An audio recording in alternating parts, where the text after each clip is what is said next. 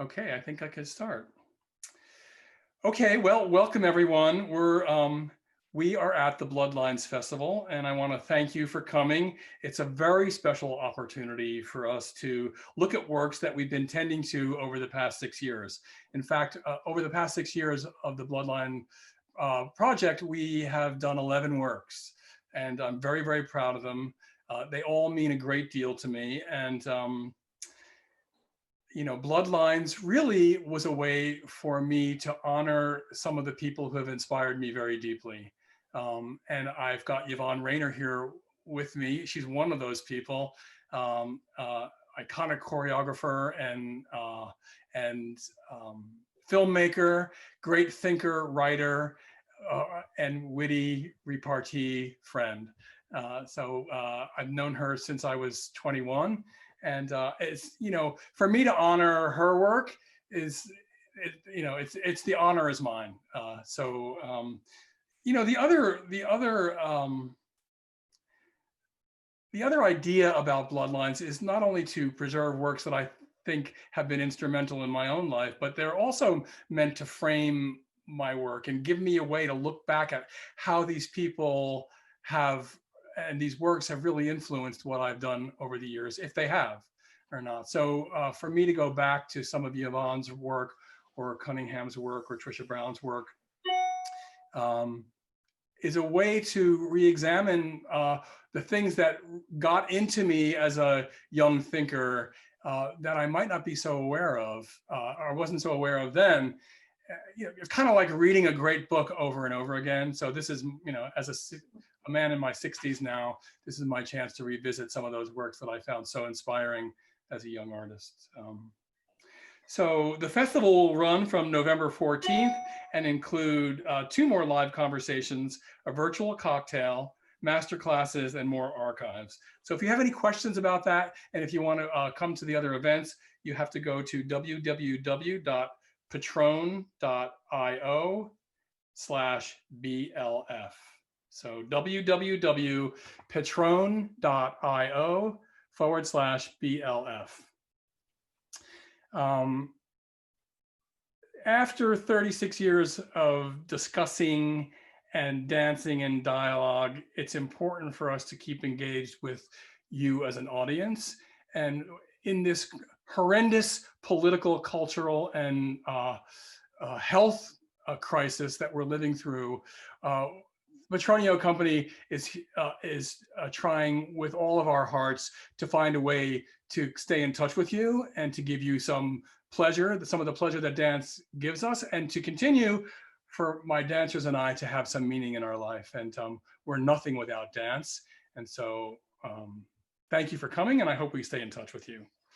The first day of our festival includes Yvonne Rainer and Steve Paxton, 2 founding members of the Judson Dance Theater, leading voices of the Judson movement. So I'd like to introduce to you today Yvonne Rainer. Hi, Yvonne. And we're so lucky to also have with us Deborah Jowitt. She's an American dance critic, an author, a choreographer. She's received many awards, including a Bessie for her dance criticism.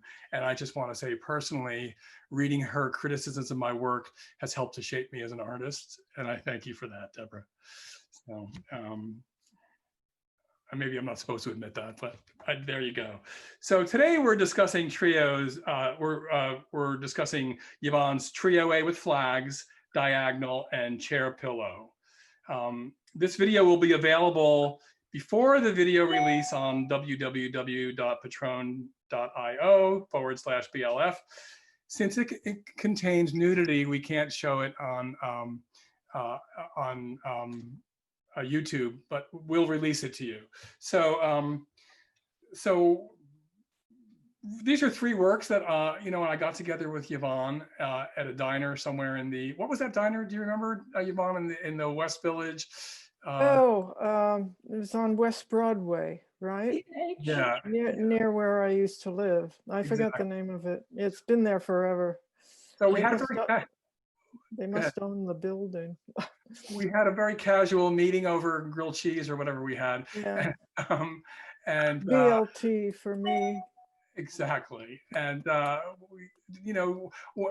known Yvonne since I was 21. I met her in, when I was a young dancer with Trisha Brown, and Yvonne had moved on from choreography and was in the middle of her filmmaking work. And, but she was coming to support Trisha's work. And so we spent a lot of times at the bars, at parties, and afterwards talking. And actually, Yvonne and I actually had a dance without her knowing it at the Mud Club back in, I don't know, whatever year that was. But I knew who Yvonne was, and I saw her at the Mud Club, and so I kind of danced around her for a while and went home and I couldn't sleep the rest of the night. Anyway, we met kind of socially first, and of course I knew Yvonne. I started dancing very late, but one of the first books I read was the book Work, and I was doing contact improvisation with Steve Paxton as a young college student, and I began reading about dance, and it was Work that totally got me sucked in, and I got to know Yvonne's work through the book Work. And so, by the way, if you don't have that book, it's an essential book to get. If you could find it, get it. It's been reissued. Fantastic. Well, I've got it on my shelf. Mhm. I've got it on my shelf, and maybe during the video I'll go get it to hold it up. But it's an amazing work. It was for a young choreographer, or I mean, I don't even know if I was a choreographer then. I was just starting out. But to see someone with such a searing mind writing out their explorations and their scores, directions for finding movement was very instrumental to me, Yvonne. I just want to say that that was a great gift in my life. So thank you very much for that. So I guess I would like to ask both of you, to talk a little bit about first. Let's start with Trio A with Flags. Deborah, were you there? Did you ever see Trio A with Flags? Yes, I did. I have a memory of David Gordon in it, and I don't remember what year it was or whether it was at Judson Church. Yeah, it must have been at the Judson Flag Show. Were you there at the opening? Right, yeah. Yeah. Yeah. That was 1970. That's what the history books say, 1970. That sounds right. Okay. Yeah. Yeah, because there were a lot of works in honor of whatever that was happening in the world. Well, I'll tell you what that was about. The Stephen Radich Gallery had shown the work of a young sculptor, forget his name right now, who used the American flag in his work, and they took off after Radich for showing someone who was desecrating the flag. Those were the days where you couldn't do something that was seen in that way. And it was a case that went all the way to the Supreme Court and was thrown out.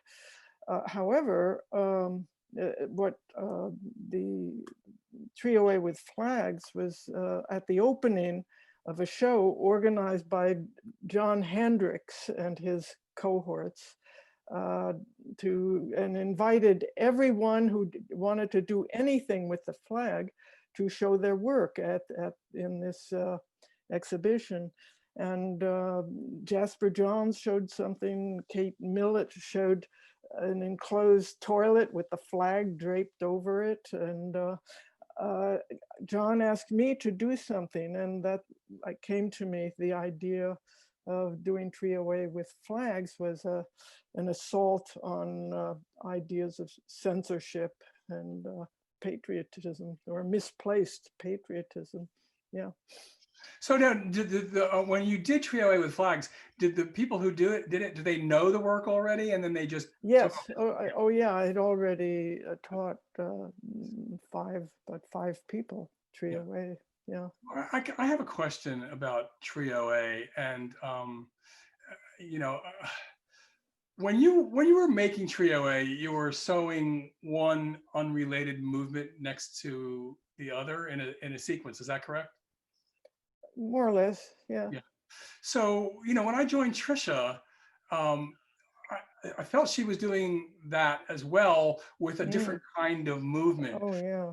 Do you feel like that was particular to you too, or did you influence each other in that way, or had somebody else done that before? And how Not did you stumble on that? at all. Trisha's work came out of this extraordinary body of her own body, and I, who had many more physical limitations, had to resort to a kind of eclectic rearrangement of what I'd learned and what I was seeing and what this limited body could do. So our work was very different. Yeah.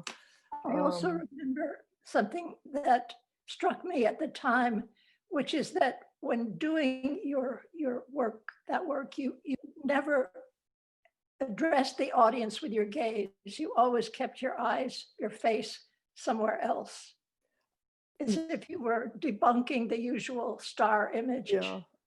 Only in that dance, one rule I gave myself was that I would never directly confront the audience with my gaze. So the eyes were either closed or the head was revolving, or yeah, there are all kinds of strategies that fortunately produce different kinds of movement. Yeah.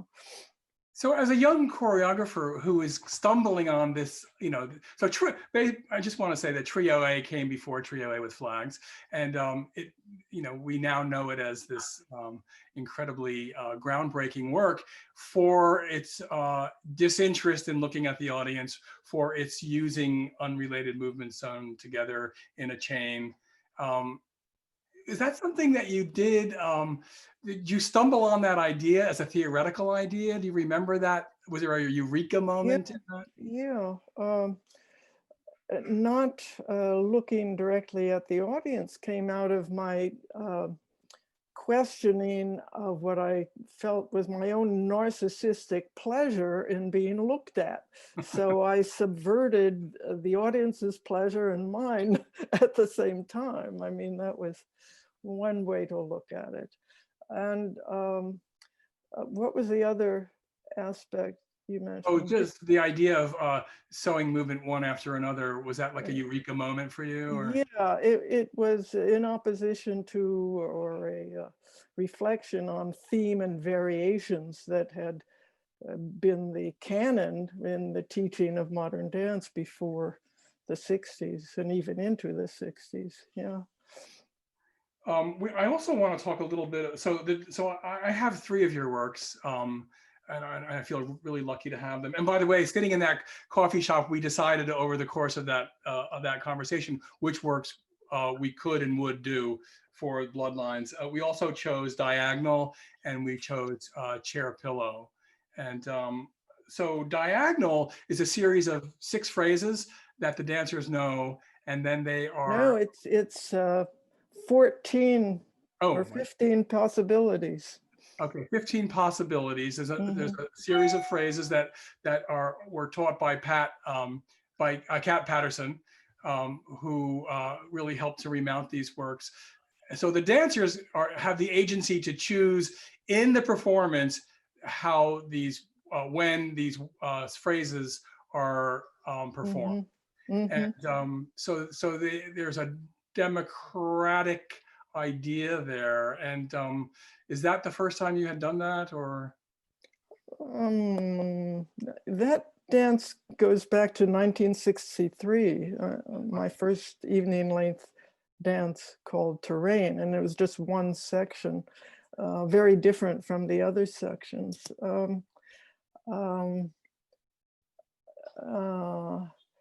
Yeah, it was about chance or improbable sequences that were not predictable. And again, it challenged or obviated the idea of theme and variations. There were specific moves, traveling moves that had nothing to do with each other and could be invoked at any time by any one of the performers, not just a director. Yeah. And fascinating. Go ahead, Deborah. I'm sorry, I didn't I just think it's fascinating to watch now on the video, because you're aware that that there are tasks going on, and you don't know what is prompting them. You sort of hear muttered commands. But what's interesting to me is the way the dancers behave toward each other. They want the movement to be accurate, but they're not, quote, performing. They're doing it. It's a task, and they're fully concentrated on what may happen next. And it's very absorbing. You find yourself thinking, oh, wait, what caused that? Who began that? You watch it in that way. Well, I think my contemporaries and I were all involved in different ways of subverting the audience's expectations, not pandering to the audience. So what you're seeing in Diagonal is a community of people engaged with each other and not displaying their, although they are in a sense because they're trained, but not overtly pandering to the spectators. Although there are some technically demanding things in that dance. Those phrases are hard. Huh? Those phrases are hard. Yeah, leaps and turns and yeah. Well, the specificity of them, the not only the technical challenge of some of the movements, but the specificity of those things juxtaposed with very simple, much simpler things is very challenging for the dancers. But I will say, Yvonne, that the dancers love Diagonal because it empowers them to make choices on the spot as creators.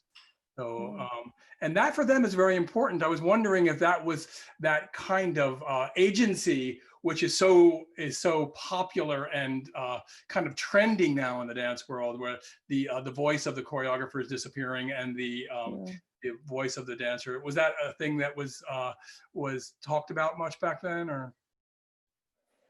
There was a lot of improvisation. I never liked improvisation. Diagonal has very specific movements. The improvisation comes in the random sequencing of the movements. So yeah, we all tackled these previous, what we considered these previous rules in different ways. What was I going to say about Diagonal? Yeah, there's a lot of repetition. Repetition was something that I was engaged in. It was something Merce objected to. I remember, I don't know whose work he was, or in general, he was not interested in so much repetition, but I think many of us were in the early 60s, yeah. Deborah, were you writing then, or were you choreographing then, or were you just a spectator? Well, I was choreographing, trying to keep up with myself. I had been writing for the Village Voice beginning in 1967.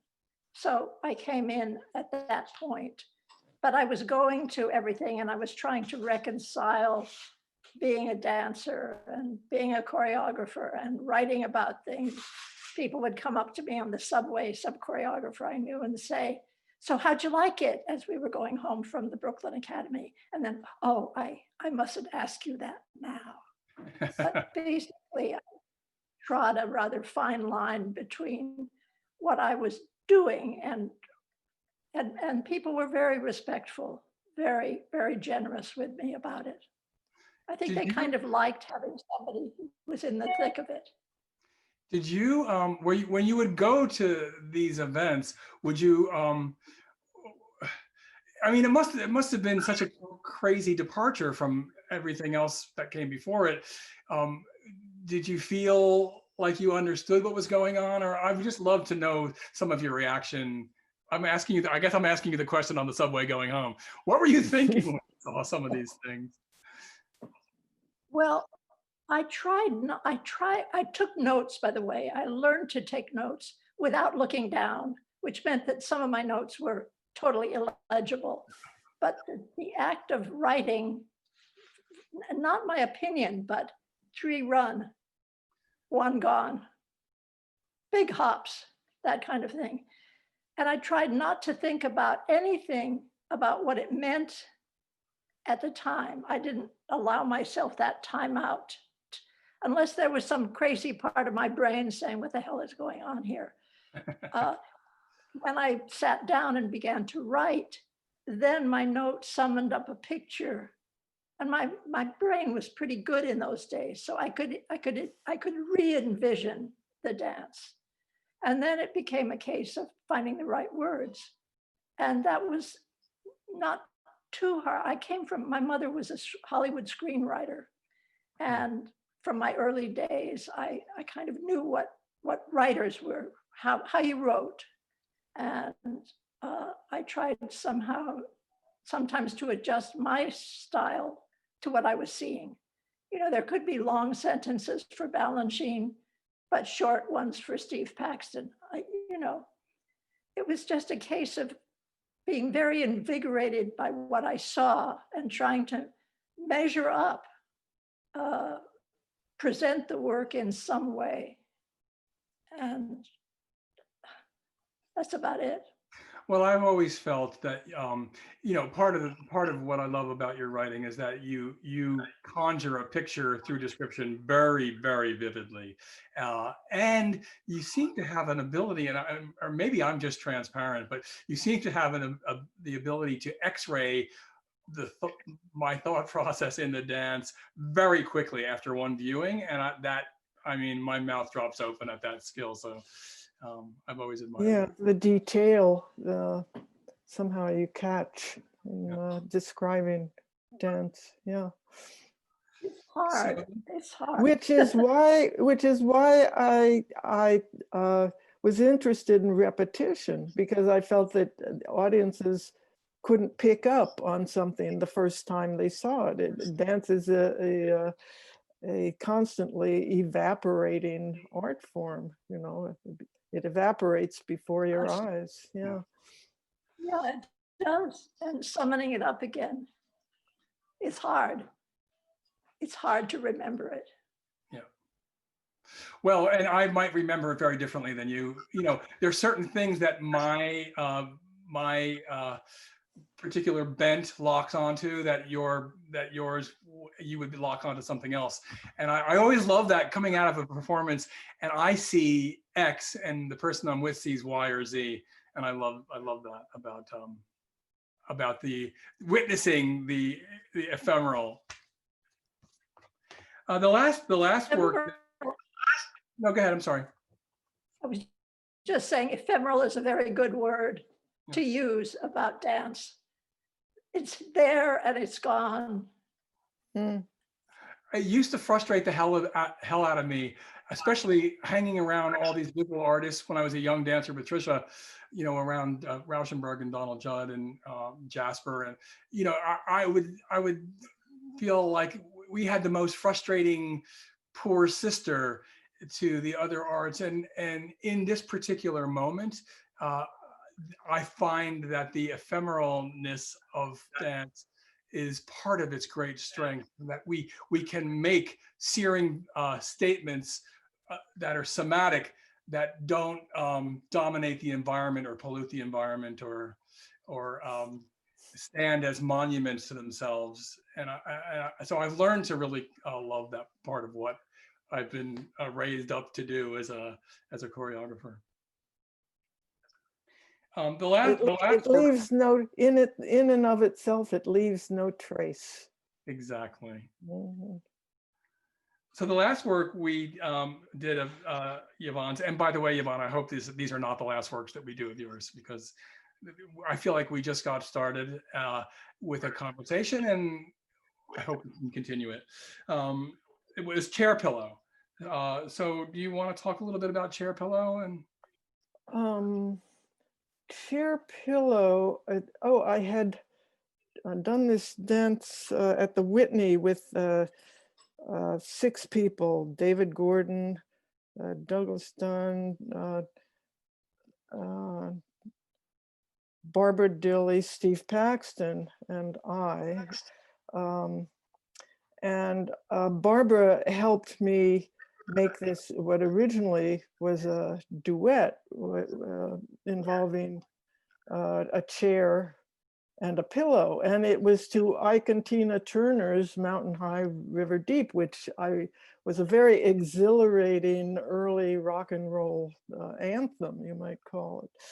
And so I decided to make this dance where there's one move on every, or a move on every beat of the music. And it, and of course, I was juxtaposing the heroicness of this music and the everyday, prosaic, almost silly movements involving this chair, one body, and a pillow. And so that was 1970.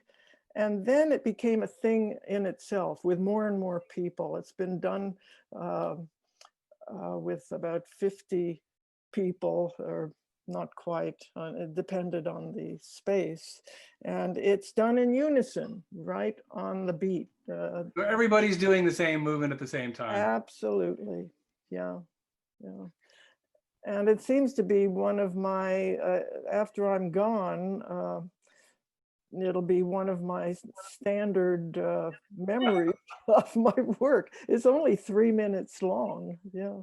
Well, you know, that the combination of the beat and the dryness of the humor in the movement, and the, you know, the power of unison, you know, it stops the show every time. Yeah, yeah, it's a crowd pleaser. Yeah. One of the few in my oeuvre. And Tina Turner's not so bad either. Oh yeah, yeah. So Deborah, do you have any memories of seeing that work? Yes, I saw it with a lot of people at a very big space. It was, and I think it was outside of New York. And I can't remember the name of the place, but there were a lot of people doing it, and a lot of people coming and going while it was going on. And I sort of loved the ordinariness, but also the silliness of it, like turning your back and shaking the pillow a little bit, or, you know, putting it in different ways, or stepping away. And to see all those people doing that in the, you know, in public, in unison to music, was very exhilarating. Yeah. It went together so beautifully that you could watch it for quite a while. And I mean, it was short and sweet, and it all kinds of illusions. How did you come up with the pillow? Because a part of it is the object that they're working with, which is a very intimate object, you know, something that you sleep with, and suddenly it's in public, and they're doing, you know, they're doing all these crazy things with the pillow. Why did you choose the pillow? Well, it wasn't any old pillow. It was a bed pillow. Right. So in keeping with another dance, very different, that came earlier, mattresses. So it invokes a whole other level of meaning, sleep, dreams, illness, right? Which is what Pleasure. the mattresses, ordinary mattresses, invoked for me. So, and also it's an unlikely object. There have been other groups that do it and they fool around with facing it in different directions, but I'm very strict. Everyone faces the audience. It's very confrontational. Yeah. Well, at the same time, you directed us, even though it is confrontational, you directed us not to look up and out, but to look. Yes, when you're, there are, well, you're involved with the task, so you're looking all over the place, but there are, it's usually done in there are 3 choruses. So in a big group, a third of the group comes out for the first chorus, the second group can blah, blah, blah. So the people I usually ask several people to do it only once and then sit there. So how do you sit? Yeah, this is always a consideration in my work. If you're still, where do you look?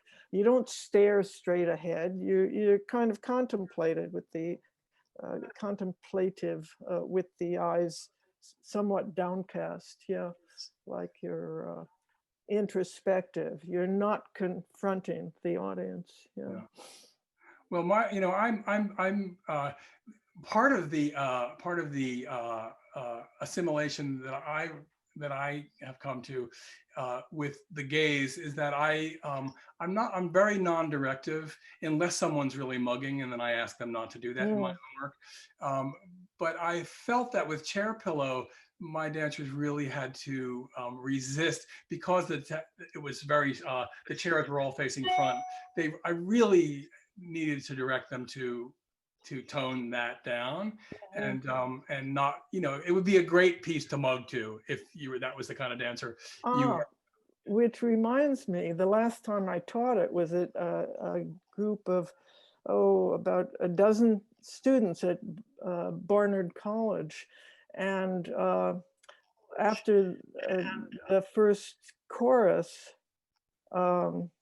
I asked one of them sitting in the back, I noticed she yawned in a rehearsal. So I said, okay, keep that in the middle of the second chorus, just give a big yawn.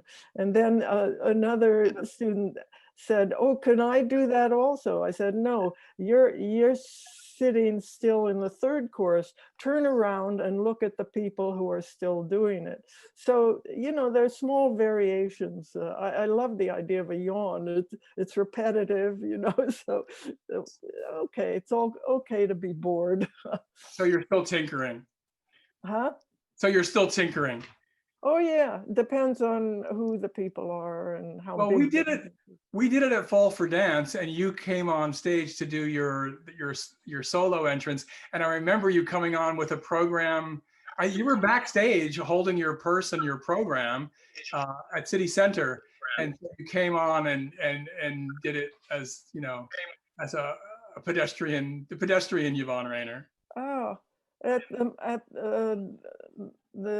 MoMA, I came on and I did the third chorus. I came on and I just sat. I didn't attempt to do it. Yeah. Oh, that's what you did with us at City Center for Fall for Dance. Okay. You came in. You gave me that role where you just come on in the end because, of course, right. The less I have to remember, the better. So that was perfect for me. Yeah. But then you came on and you did that, and we sat together. Actually, you and I came on together and sat. Oh, okay. So we have a performance history together. I can't get up and down off the floor anymore. On the beat, forget it. Yeah. That's the hardest thing in the world, honestly, getting off the floor. Yeah. Well, Yvonne, Deborah. I just always thought that the dance made me think a lot about sleeplessness in a very efficient, forthright way. And after a while, you feel like, aren't these people ever going to get to sleep? Well, no, I don't sleep, so. Well, Yvonne, thank you so much. We're gonna move on to Steve, but thank you so much. I love you. I love your work. You have been a great inspiration for me. I feel very fortunate you've kept some of it alive. Yeah. Let's try and go forward a little bit. Yeah. Okay. Thank you. Thank you so much. Deborah will stay and talk more. Yeah. Okay. I'll sign off.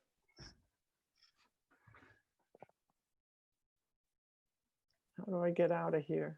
There's a little button on the right-hand side that says end. You can hit that and that'll get you out. On the right-hand side, leave. Oh, yes. Okay. Leave meeting.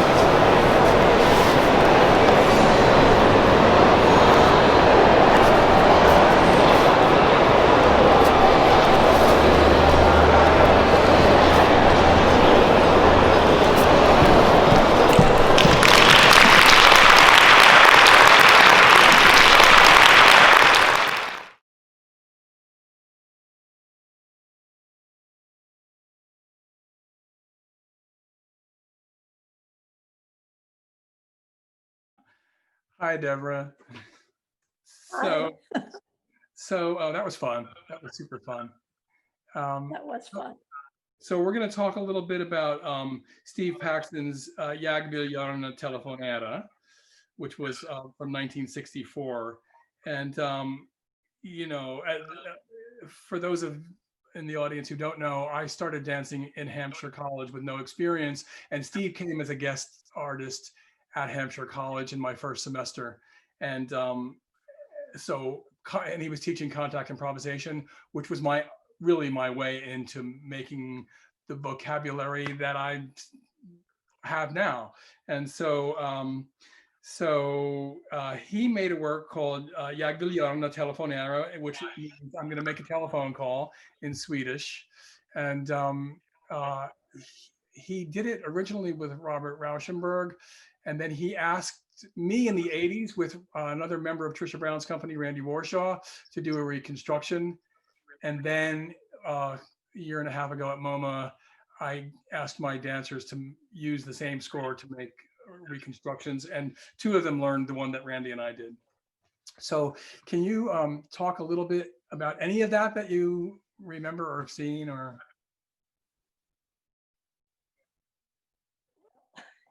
Well, certainly contact improvisation must have played a large role in how in what you could do with your bodies.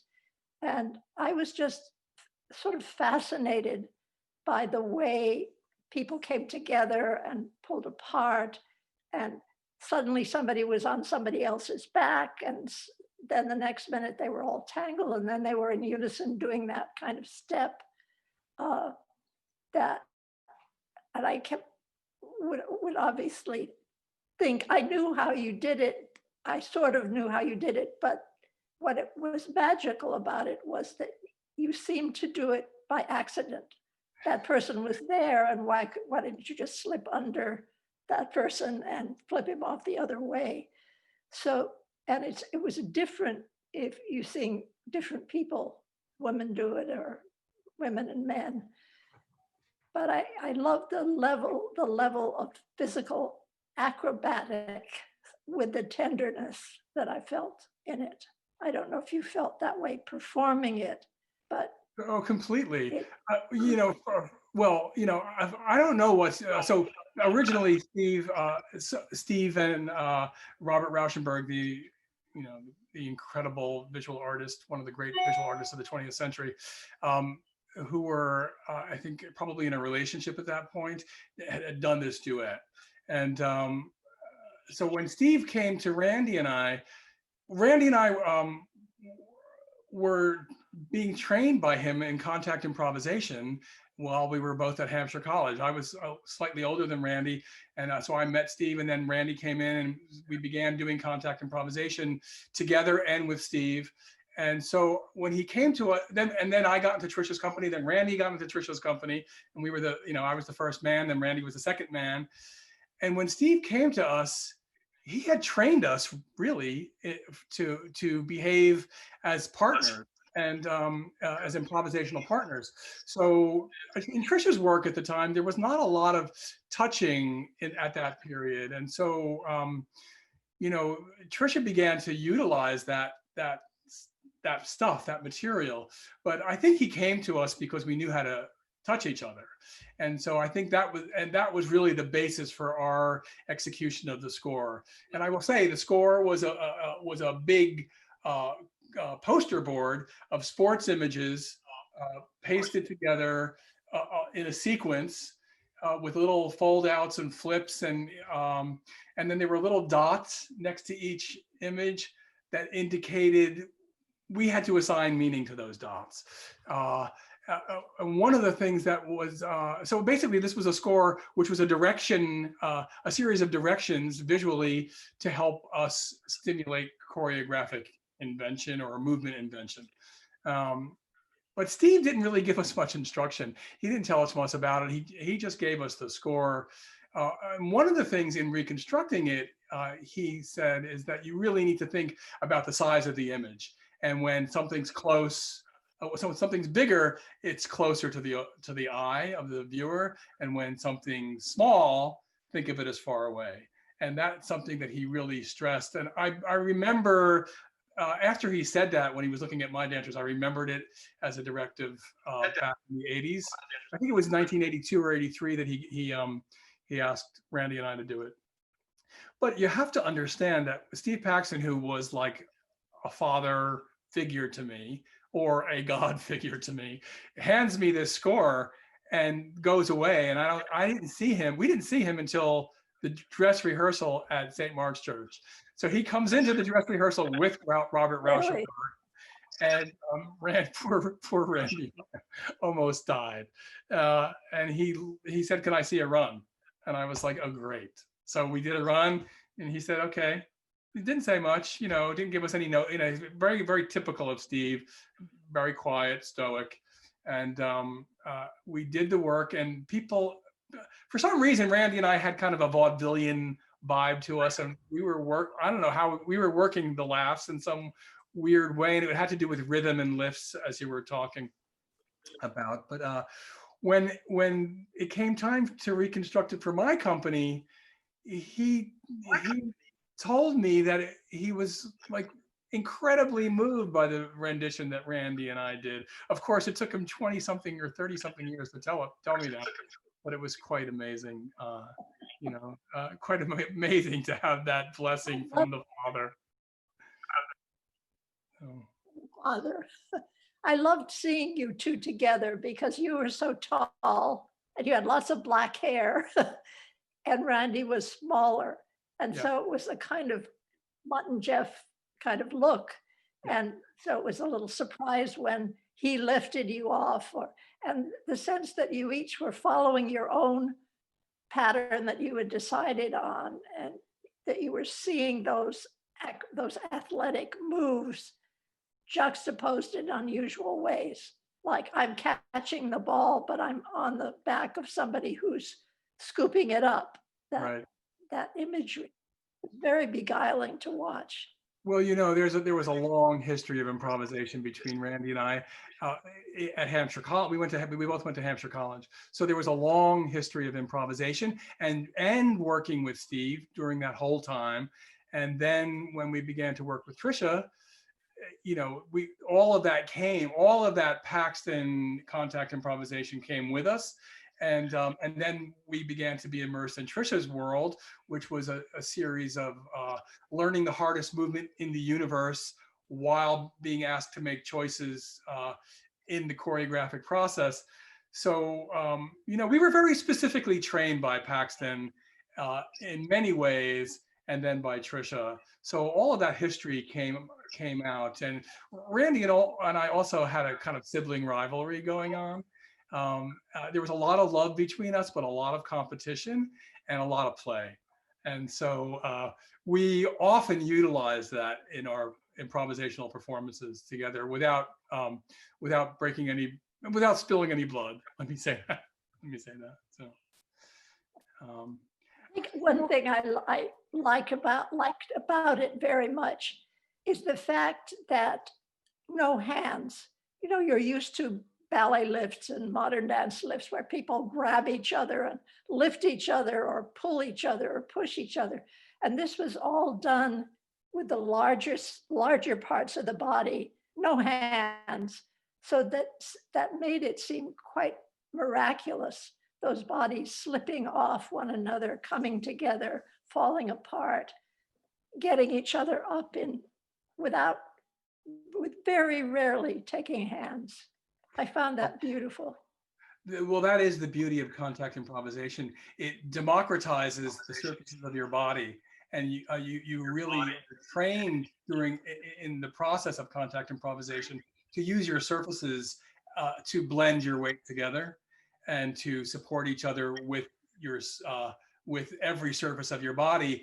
And since hands are the thing that most other dance forms use in duetting, they are the least focused in contact. So So that's part of the beauty of that training, which, you know, I can't say enough about that training, because really, you know, Paxton encouraged me to find a physical vocabulary for myself, because when you're improvising, you have to have something to say. And so, you know, he began to encourage that in me. And, you know, some of the people that I was dancing with at Hampshire College, they come to work now and they're like, oh yeah, I could see the root of what you're doing now, started back there. So, you know, I owe a great debt to that sequential spiraling, crazy movement that Paxton encouraged. Let me see what else we have to do here. Well, so then the other thing I wanted to say is that also having to, I was using photographs in my choreographic explorations before Steve came to that, because I didn't have any training. So I would look at photographs and try and stick them into my body. And then Steve gave us that score of photographs. And you know, all of that was very instrumental for me as I used photographs. I dropped photographs into my improvisational work to develop my choreography for many, many years. I used to find when people would move out of their apartments, they would dump their stuff on the street. And I would always go for the photographs and take them home and try to put together some kind of story in my body out of their family history. So that was really interesting to me. But it was very formative for me as a young choreographer. And I will say that when I gave not only did my dancers learn the Warshaw Petronio version, they made their own versions, because I wanted them to have that experience of the spark of choreography if they're interested in it. I felt that was a great gift to that score for me, and I hope it was interesting for them as well. So, I'm sure. well, I think we're good. I can't thank you enough, Deborah. You know, I admire and respect you so much, and your voice has been so instrumental to so many people, and we count on it, and we look forward to more of it. Thank you. Thank you. Yeah, I enjoyed being here. You're so welcome. And also to say that there's 2 more videos on October 30th at 7 p.m. There's a live conversation with Wendy Perrin and David Farron, who is a choreographer and dancer with the Petronio Company, discussing Trisha Brown's Glacial Decoy and Merce Cunningham's Rainforest. And November 6th at 7 p.m., another conversation with Wendy showing Rudy Perez's Coverage Revisited and Anna Halperin's Courtesan Throne, which she taught, which I did when I was working with Anna a couple of years ago. So please come back for that. And once again, thank you, Deborah, and be well, and we'll speak to you soon.